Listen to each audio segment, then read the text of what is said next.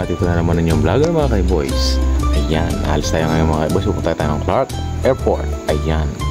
Ang kasama ko pala dito ay si Mr. Roblin Chavez. Yan o, seryoso na.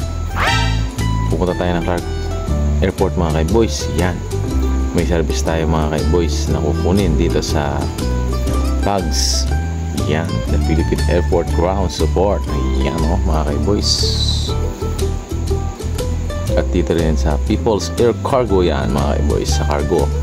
At nandito po pala pamilya din po ng ating service mga kaiboys. Yan, pumunta na sila dito. Sila po yung taga Barangay Beneg, Botolan, Zambales. At ang ating service po yan mga kaiboys, nasa loob po. Ang service po natin ay nanggaling po ng Singapore mga kaiboys. Ayan, tapos po dadalhin po natin sa Beneg, Botolan, Zambales. Yan mga kaiboys, siya po yung taga Beneg, Botolan, Zambales ang ating service. Bali ano tayo mga kaiboys, Clark to Beneg, Botolan, Zambales ang biyahe po natin ngayon. Yan o, mga driver. At yan na po, palabas na po kami ng Clark Global City. At nandito na po tayo sa SBMA mga kaiboys. Medyo malayo-layo ang biyahe mga kaiboys. Ang biyahe po natin medyo malayo-layo. Tapos po, hindi pa po masyadong maganda ang panahon ngayon dahil umuulan. At nandito na tayo sa Subic. Yan, welcome to Subic. At nandito na rin po tayo sa Castilleos, Zambales.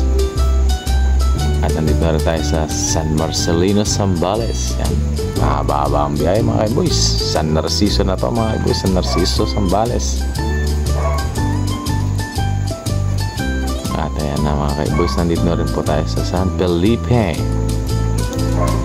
At ito na ang Cabangan, Zambales. At ang Botolan, ayan mga kaiboys. Nandito na tayo sa Botolan. At dito po paliko mga kaiboys. Papunta po tayo sa pwesto muna niya mga kaiboys. Sa isa po namin pwesto dito sa Beneg, Botolan, Zambales. Yan po ang pwesto po namin dito. Yan, Santa Teresa Funeral Homes. Nandito na rin po ang pamilya mga kaiboys. Yan, naghihintay.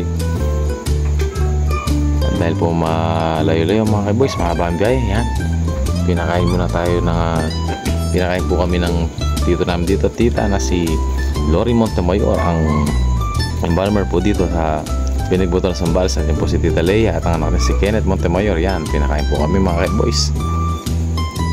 At yun na mga kaiboys, dahil po natin na po natin, tapos na rin po tayong kumain, pauwi na tayo niya mga kaiboys.